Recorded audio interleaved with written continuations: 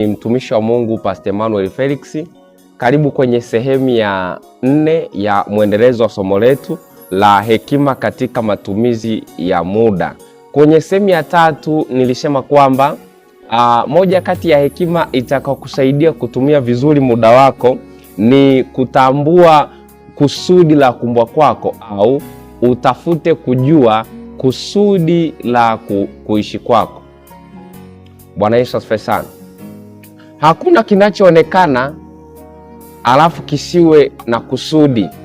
Kila kinachoonekana tayari kina kusudi lake, na hakuna mwanadamu ambaye ameumbwa na Mungu alafu asiwe na kazi ya kufanya. Kila mwanadamu ambaye ameumbwa na Mungu tayari ana kazi na ana kazi ya kufanya. Hiyo kazi ndo kusudi la uwepo wako. Ukisoma kwenye kile kitabu cha Yeremia ile sura ya 1 kuanzia ule mstari wa 5 mpaka wa 6, maandiko yanasema kwamba kabla sijakuumba katika tumbo la mama yako nalikujua, na kabla haujatoka katika tumbo la mama yako na nilikutakasa. Hii ni ishara ya kwamba kabla Mungu hajamuumba mtu tayari ana makusudi na ana malengo ya huyo mtu. Ukisoma kwenye Mwanzo ile sura ya 1 na ule mstari wa Mwanzo sura ya 1 na ule mstari wa 26, maandiko yanasema hivi: kisha Mungu akasema, na tumfanye mtu kwa mfano wetu na kwa sura yetu, watawale samaki wa baharini. Haya ni makusudi aliyokuwa nayo Mungu. Kwa moja kati ya kusudi alilokuwa nalo Mungu ni kumfanya mwanadamu ili akatawale. Anatawala wapi? Kwenye eneo lake. Bwana Yesu asifiwe sana. Kwa kusudi la mtu alikuwa nalo Mungu kabla hajamuumba huyo mtu. Kwa ukiona umetokeza hapa duniani, haujatokeza kwa bahati mbaya. Hata kama umezaliwa kwa namna isiyokuwa sahihi, umezaliwa nje ya ndoa, ni makusudi tu ya Mungu ili utokee duniani. Hayo yote aliyapanga Mungu ili utokee duniani. Bwana Yesu asifiwe sana. Hakuna mwanadamu ambaye amezaliwa kwa bahati mbaya. Kila mwanadamu ambaye unamuona hapa duniani ni makusudi ya Mungu atokee mtu kama huyo, na Mungu anamhitaji, na Mungu ana mpango naye. Kwa Mungu ana mpango na wewe hata kama bado haujajua kazi ya kufanya. Bwana Yesu asifiwe sana. Yani kusudi ni sababu ya uwepo wa kitu. Kusudi ni sababu ya uwepo wa kitu. Maisha mabaya au magumu ni matokeo ya mtu kutokujua amekuja duniani kufanya nini. Kuna watu wangu unasikia kwamba wanasema bora ningezaliwa mbwa Marekani kuliko kuzaliwa mwanadamu Tanzania. Mtu wa Mungu, ukweli ni kwamba hizi ni lugha za watu ambao hawajui wamekuja duniani kufanya nini. Ukijua umekuja duniani kufanya nini, hautaweza kujifananisha na mbwa aliyoko Marekani, hata kama anaishi vizuri, hata kama anakula vizuri. Na haimaanishi kwamba kila mtu aliyoko Marekani eti ni kweli ana maisha mazuri. Kuna watu wako Marekani wana maisha mabaya kuliko watu walioko Tanzania. Kulithibitisha hilo, mpaka leo hii ukienda airport, kuna watu wametokea Marekani wanakuja hapa Tanzania, wameona kuna fursa Tanzania. Bwana asifiwe sana. Yani kuna watu wako Marekani na hawana kazi ya kufanya, na hawajui hata hawana hata uhakika wa kula. Kwa ukiweza kujua umekuja duniani kufanya nini, huku ndo kufanikiwa kwako. Ukiweza kujua nini Mungu anakuwazia, yani huko ndo kufanikiwa kwenyewe. Unamuona, yamkini Yeremia alikuwa anateseka, yamkini Yeremia alikuwa anawaza, hivi nina faida gani mimi ya kuwa hapa duniani? Nimetafuta ajira, sipati ajira. Baada ya kumaliza chuo niko mtaani tu, maisha yamekuwa magumu. Mungu akamtokea akamwambia, Yeremia, mimi nilikuweka wewe kuwa nabii wa mataifa, na kabla sijakuumba mimi nilikujua, na kabla hujatoka tumboni kwa mama yako mimi tayari nilikuwa nimeshakuweka wakfu. Kwa sisi tumewekwa wakfu na Mungu tangu tukiwa tumboni mwa mama zetu, na hata kabla hatujatokea hapa duniani Mungu alikuwa ameshafahamu atatokea mtu fulani, atakuwa mfupi kidogo, atakuwa wa aina hii, atakuwa wa aina hii, na makusudi yangu mimi huyu mtu awe hivi ni kwa sababu ya kazi hii. Bwana Yesu asifiwe sana. Ukijua kusudi la uwepo wako duniani, utaepuka kujaribu kila kitu. Unajua kuna mtu anadhani labda mafanikio ni kufanya kila kitu. Mafanikio ni kufanya kila kitu, ila ukweli ni kwamba hautafanikiwa kama hicho unachokifanya sio kusudi lako. Bwana Yesu asifiwe sana. Okay, leo tukaangalie hekima zingine kadhaa ambazo zinaweza kukusaidia hekima kadhaa ambazo zitaweza kusaidia kutumia vizuri muda wako.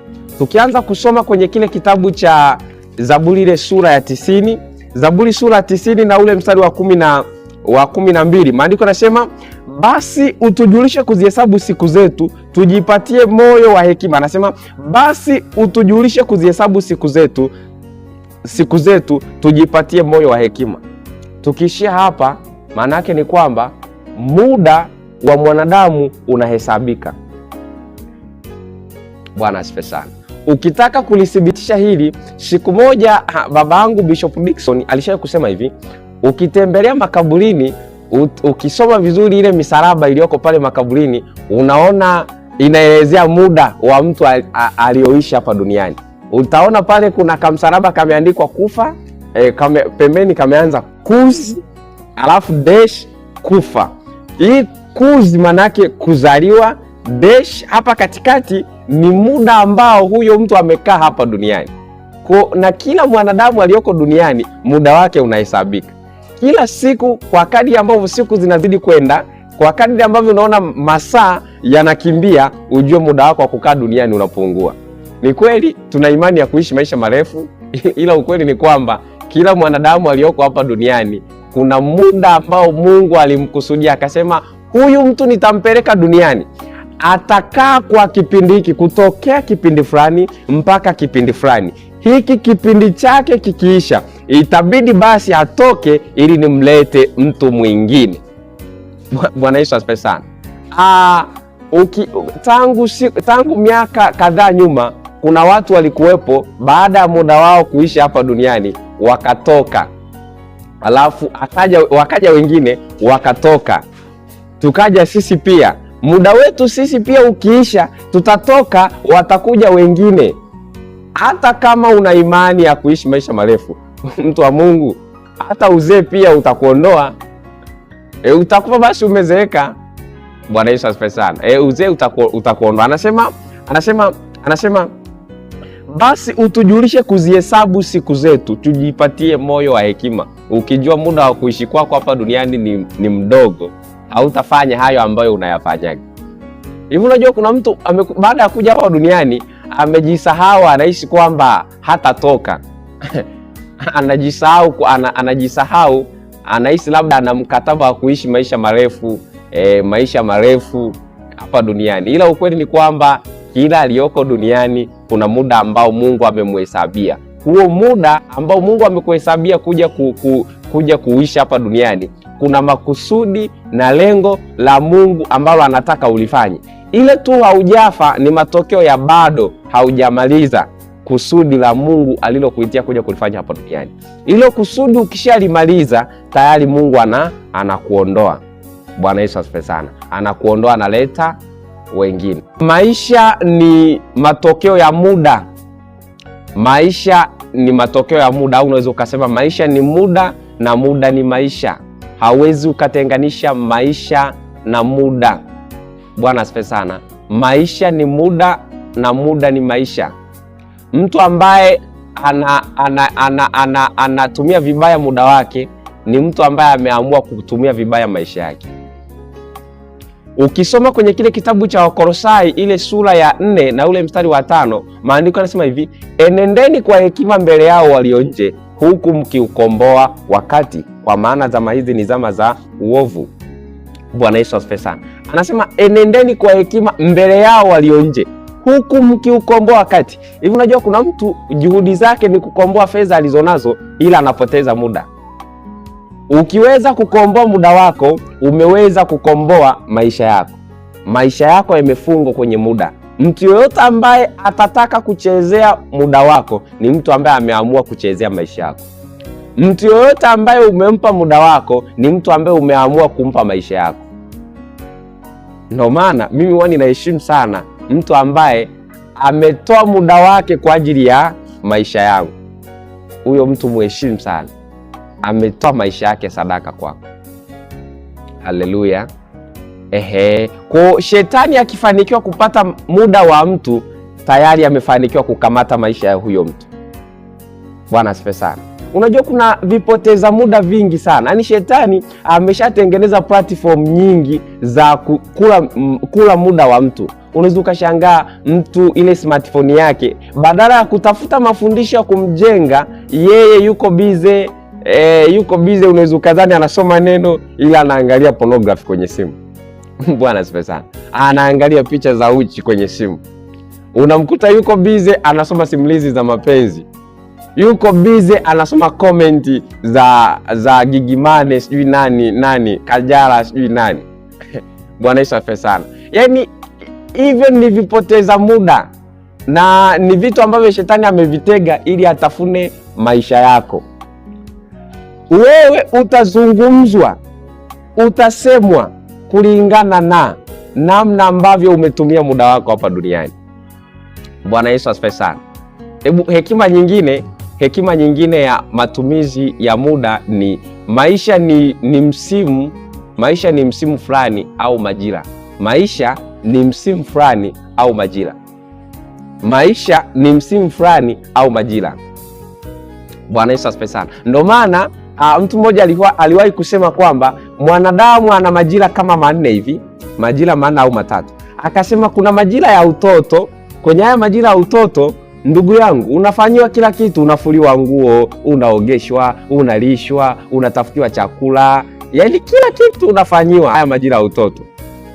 Ukishatoka majira ya utoto, yanakuja majira ya ujana. Haya majira ya ujana, kuna baadhi ya vitu unafanyiwa, lakini kuna vingine unaanza kujifanyia wewe. Bwana asifiwe sana. Haya majira ya ujana. Na ujana pia una majira kama 2 hivi. Kuna ule ujana wa, naweza nikasema miaka 10 mpaka 17 hapo. Bwana asifiwe sana. Lakini pia kuna ule ujana wa miaka kuanzia 18 mpaka 35. Kwenye ujana ni wakati ambao unaweza ukachagua vitu sahihi vya kufanya ambavyo vitaamua utu uzima wako uweje. Hivi unajua mtu mzima wa leo ni matokeo ya vitu alivyovifanya kipindi akiwa kijana. Bwana asifiwe sana. Yaani kuna mtu amefunguka macho baada ya kugundua mbona nina umri wa miaka 50, ninakaribia kufa. Bwana Yesu asifiwe sana. Kuna binti kipindi cha ujana wake walikuwa wanakuja wanaume wa kumuoa, anasema mimi bado nakula ujana. Mimi bado nakula ujana. Ila sasa hivi amegundua na miaka 30, anaona yaani ana pressure ya kutaka kuingia kwenye ndoa. Ana pressure. Inafikia tu anasema Mungu yoyote atakayekuja aje tu yoyote. Na huyo yoyote haji sasa. Ni kwa nini? Kwa sababu kuna vitu alipaswa kuvifanya katika muda sahihi hakufanya, na matokeo yake sasa anajuta. Bwana Yesu asifiwe sana. Usipotumia majira ulionayo vizuri, kuna majira yatakuja utaanza kujuta. Kuna mtu ni mzee anajuta, au wakati mwingine ni uzee ule wa lawama. Naona watoto wa fulani hawanisaidii. Naona watoto wangu hawanisaidii. Hawakusaidii wewe kwenye ujana wako ulikuwa unafanya nini? Kile ulichokuwa ukikifanya kile ulichokuwa ukikifanya kwenye majira fulani ndicho kitakachoweza kukufanya ujutie au ufurahie uzee wako. Bwana Yesu asifiwe sana. Ili tuweze kuepuka na ule uzee wa majuto, mtu wa Mungu, tunapaswa tuchukue vitu sahihi vya kufanya kwenye muda huu. Alafu pia kuna vitu ambavyo unaweza kuvifanya leo, kuna majira anakuja hautaweza kuvifanya. Leo hii unaweza ukapiga push up 7, lakini kuna wakati utakuja, mtu wa Mungu, hautaweza kupiga hata push up 2. Leo unaweza ukakimbia masafa marefu, leo unaweza ukaomba masaa 3. Kuna majira yanakuja hautaweza kuomba hata masaa 2. Kuna majira yanakuja hautaweza kuomba hata lisali moja. Kwa ulichokifanya leo, ulichokifanya leo kitakuja kukupa pumziko wakati fulani ambao hautaweza kufanya jambo kama hilo au kukufanya ujutie.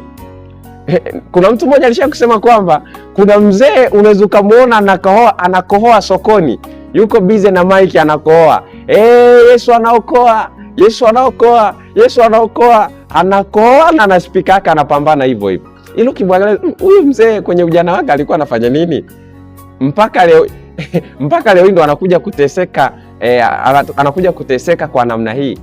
Ukimtafuta vizuri utakuta alikuwa anatumia vibaya muda wake, ila sasa ana kusudi la wito, itabidi tu atumike hivyo hivyo. Anakohoa lakini atatumika tu hivyo hivyo. Bwana Yesu asifiwe sana. Kwenye kile kitabu cha Mhubiri ile sura ya 3 kuanzia ule mstari wa kwanza, maandiko yanasema kwa kila jambo kuna majira yake na wakati kwa kila kusudi chini ya mbingu. Anasema mstari wa 2, kuna wakati wa kuzaliwa na wakati wa kufa. Kila mtu ana wakati wake wa kuzaliwa na ana wakati wake wa kufa. Anaendelea anasema kuna wakati wa kupanda na wakati wa kung'oa yaliyopandwa. Bwana asifiwe sana. Kuna wakati wa kupanda na wakati wa kuvuna. Wakati wa kupanda wewe umelala, afu unategemea uje uvune wakati wengine wanavuna. So rahisi na hautaweza kuvuna. Itakuwa ni ajabu kama wengine wanavuna, wewe ndo umechukua jembe umeweka begani unaenda shambani. Mtu wa Mungu. Utaonekana mwehu. Wengine wanafunga maduka yao, eti wewe ndo umeamka saa 9 unakwenda kufungua duka. Wengine umeshatoka kazini au umeshafungua kazi, wewe ndo unatoka unakwenda kutafuta kazi. Utaonekana mwehu. Bwana Yesu asifiwe sana. Kila jambo unapaswa ulifanye ndani ya muda ili uweze kupata matokeo ambayo yanaendana na kile ulichokifanya. Haimaanishi kwamba sio kila mtu ambaye anafeli amefanya kitu kibaya au anafanya kitu ambacho hakiko sahihi. Kuna mwingine anafanya kitu kizuri kabisa, ila ni kwa sababu sio muda wake, ndio maana anapata matokeo ambayo sio sahihi. Ukifanya kitu sahihi ila kwenye muda ambao sio sahihi, utapata matokeo yasiyokuwa sahihi. Angalia kitu ambacho unakifanya, lakini jambo jingine jiulize, je, ni majira sahihi? Ni wakati sahihi? Unataka kuolewa, ni muda sahihi? Ni wakati sahihi? Bwana Yesu asifiwe sana. Okay? Sawa. Hekima nyingine ya matumizi sahihi ya muda ni kwamba utambulisho wako umefungwa kwenye nini unafanya ndani ya muda. Utambulisho wa mtu umefungwa kwenye nini huyo mtu anafanya ndani ya muda ambao anao. Bwana asifiwe sana. Sisi tutakujua kutokea kwenye nini unakifanya ndani ya muda. Kile unachokifanya ndani ya muda itakuwa sababu ya mimi na wengine kukuita, au wewe utaniita mimi kutokea kwenye nini ninafanya ndani ya muda. Bwana asifiwe sana.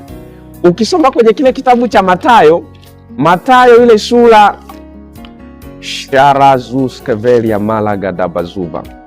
Mathayo ile sura ya 16. Mathayo ile sura ya 16 na ule mstari wa 13 na 14. Mathayo ile sura ya 16 mstari wa 13 na 14. Maandiko yanasema hivi: basi Yesu akaenda pande za Kaisaria Filipi, akawauliza wanafunzi wake akasema, watu hunena mwana wa Adamu kuwa ni nani? Wakamwambia, wengine hunena huu Yohana Mbatizaji wewe, wengine wakasema wewe huu Elia, wengine wakasema wewe ni mojawapo wa manabii. Walikuwa wanajaribu kumwelezea Yesu kutokana na namna walivyokuwa wakimuona. Walikuwa wanamuona anahubiri kama Yohana Mbatizaji, wakati mwingine walikuwa wanamuona anatabiri kama nabii Elia, wakati mwingine walikuwa yani vile ambavyo hawa watu walikuwa wanamsema ni matokeo ya namna walivyokuwa wakimuona Yesu anafanya. Bwana Yesu asifiwe sana. Mtu anaweza akakuita mtumishi wa Mungu sio kwa sababu amekuita mtumishi wa Mungu, ila ni kwa sababu anaona nini unachokifanya. Bwana asifiwe sana. Kwa kile unachokifanya ndani ya muda ndivyo ambavyo watu watakuita. Hata ukishatoka duniani, watu watakuelezea kulingana na nini ulichokuwa ukikifanya ndani ya muda. Kuna watu wanaitwa huyo ni jambazi, mtoto wa fulani jambazi, huyo mzinzi, huyo mwizi, huyo kibaka. Kwa nini? Kwa sababu walishawahi kumuona kila alichokuwa kikifanya ndani ya nini? Ndani ya muda. Ukitaka watu wakuite majina mazuri, sio tu kusema mimi sijui nini. Hapana, fanya vitu sahihi ndani ya muda. Watu watakuita sawasawa na kile unachokifanya kwenye huo muda ulionao. Bwana Yesu asifiwe sana. Hekima nyingine ya matumizi ya muda ni kwamba uaminifu wako kwa Mungu au kwa wanadamu umefungwa na nini unafanya ndani ya muda. Narudia tena, uaminifu wako kwa Mungu hupimwa na nini unakifanya ndani ya muda. Unajua, kuna mtu anaweza akasema mimi ni mtumishi wa Mungu, ila vitu ambavyo anavifanya ndani ya muda haviendani na watumishi wa Mungu. Kuna mtu anaweza akasema mimi ni mfanyabiashara, lakini kila anachokifanya ndani ya muda hakiendani na wafanyabiashara. Kuna mtu anaweza akasema mimi ni mtu fulani, lakini anachokifanya ndani ya muda anachokifanya ndani ya muda kinakinzana na yule anayetaka kuwa. Kwa ukitaka kuwa mtu fulani, angalia kile unachokifanya ndani ya muda. Bwana Yesu asifiwe sana. Na unaweza ukasema kwamba mimi ni mtakatifu. Pima vitu unavyofanya ndani ya muda. Kitu unachokifanya ndani ya muda kitakupa sababu ya kitu unachokifanya ndani ya muda kitakufanya wewe mtakatifu au mtenda dhambi. Bwana asifiwe sana. Wewe ni mtakatifu, na ni kweli kabisa ni mtakatifu, lakini uko bize unazurura mitandaoni, hauna nidhamu, unazurura mitandaoni. Zikija huyu ametuma kwamba njoo WhatsApp nikutumie picha zangu 1000 za ngono. Unasema hebu ngoja niende niangalie kwanza, afu nitarudi baadaye niendelee kutafuta mahubiri au mafundisho. Bwana Yesu asifiwe sana. Au anasema tuma 1000 nikutumie video zangu 7 za uchi. Unaenda kutuma 1000 tu unaenda kutuma. Wewe ni mtakatifu, lakini haya unayoyafanya ndani ya muda yanakataa kuwa wewe bado sio mtakatifu, haujafikia level ya utakatifu. Bwana Yesu asifiwe sana. Wewe ni mtakatifu ndio, lakini anatokea mtu anakuambia nataka nikupe 20,000 na lala na wewe tu siku moja tu, mara moja tu. Sema nitatubu, nikishamaliza nitatubu. Mtu wa Mungu ni sawa, lakini bado haujafikia viwango vya utakatifu. Kuna utakatifu ambao maandiko yanasema kwamba kwenye kitabu cha Waebrania ile sura ya 12 kama sikosei na ule mstari wa 14. Maandiko yanasema kwamba Waebrania ile sura ya 12 shala gadus kevelia mala gadabazuba. Waebrania ile sura ya 12 na ule mstari wa 14. Maandiko yanasema hivi, tafuteni kwa bidii kuwa na amani na watu wote na huo utakatifu ambao hapana mtu atakayemuona Bwana asipokuwa nao. Tafuteni kwa bidii kuwa na amani na watu wote na huo utakatifu ambao hapana mtu atakayekuja kumuona Mungu asipokuwa nao. Ni utakatifu ambao umefikia hatua ni mtu hatikiswi na chochote ambacho kinaonekana. Kama ambavyo Yusufu aliweza kusema kwamba nitawezaje kufanya ubaya huu mkubwa nikamkosa Mungu. Bwana asifiwe sana. Hii ni level nyingine ya utakatifu, ni level kubwa sana ya utakatifu. Ni level ambayo ilifikia hatua Mtume Paulo anasema niliyahesabu mambo yote hasara kama mavi ili nimpate tu huyu Kristo. Lakini kuna wewe ambaye unasema kwamba mtumishi wa Mungu, mimi natamani sana kwenda kanisani, lakini bosi wangu ameniambia kwamba nikienda kanisani sitapata kazi. Bwana Yesu asifiwe sana. Bosi wangu amesema kwamba kama leo Jumapili nikienda kanisani basi nikirudi nitakuta amemweka mfanyakazi mwingine. Sawa, ni mtakatifu, lakini bado kuna viwango hujafika. Yaani kuna viwango ukifika unaona uzuri wa Mungu ni zaidi ya fedha, ni zaidi ya dhahabu, ni zaidi ya ahadi ambazo unapewa. Bwana Yesu asifiwe sana. Ukisoma kwenye kile kitabu cha Mathayo ile sura ya 25, Mathayo ile sura ya 25, Mathayo sura ya 25, Mathayo sura ya 25, Mathayo sura ya 25 kuanzia ule mstari wa 14. Maandiko yanasema hivi: maana ni mfano wa mtu atakaye kusafiri, aliwaita watumwa wake, akaweka kwao mali zake, akampa mmoja talanta 5 na mmoja talanta 2 na mmoja talanta 1, kila mmoja kwa kadri ya uwezo wake akasafiri. Mara yule aliyepokea talanta 5 akaenda akafanya biashara nazo, akachuma faida talanta nyingine 5. Na vile vile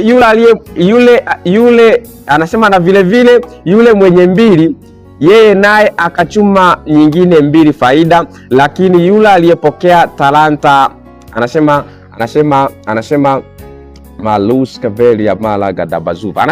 lakini yule aliyepokea talanta 1 alikwenda akafikia chini, akaficha fedha ya bwana wake. Baada ya siku si nyingi akaja bwana wa watumwa wale, akafanya hesabu nao. Akaja yule aliyepokea talanta 5 akaja yule aliyepokea talanta 5 akaleta talanta nyingine 5, akasema, Bwana, uliweka kwangu talanta 5, tazama talanta nyingine 5 nilizozipata faida. Bwana wake akamwambia, vema mtumwa mwema na mwaminifu, ulikuwa mwaminifu kwa machache, nitakuweka juu ya mengi, ingia katika furaha ya bwana wako. Akaja yule aliyepokea talanta 2 akasema, Bwana, uliweka kwangu talanta 2, tazama talanta nyingine 2 ulizozipata faida.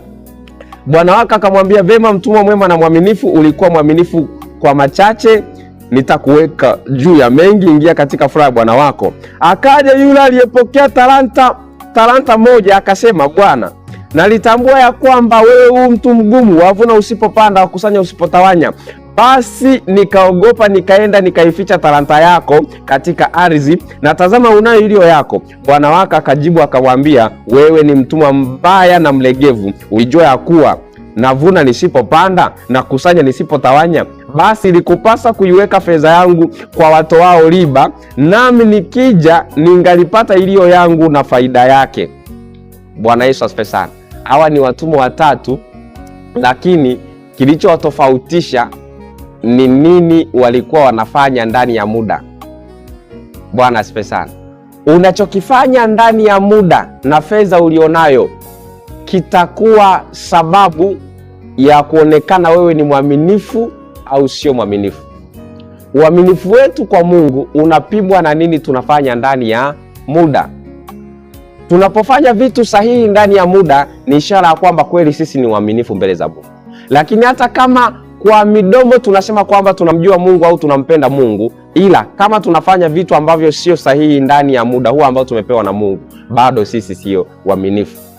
Hawa watumwa watatu, mmoja alifanya mambo sahihi ndani ya muda akapata matokeo sahihi, mwingine na akafanya mambo sahihi ndani ya muda akapata matokeo yaliyo sahihi, lakini akatokea mwingine ambaye alifanya vitu visivyokuwa sahihi ndani ya muda akapata matokeo yasiyokuwa sahihi, na matokeo yake bwana wake akasema kwamba tazama wewe sio mwaminifu, tazama haujao mwaminifu kwenye nini ulichokuwa kikifanya ndani ya muda, ndio maana umepata matokeo ambayo si mazuri. Kwa uaminifu wetu kwa Mungu, Mungu anapima kwa siku nini tunafanya na Mungu.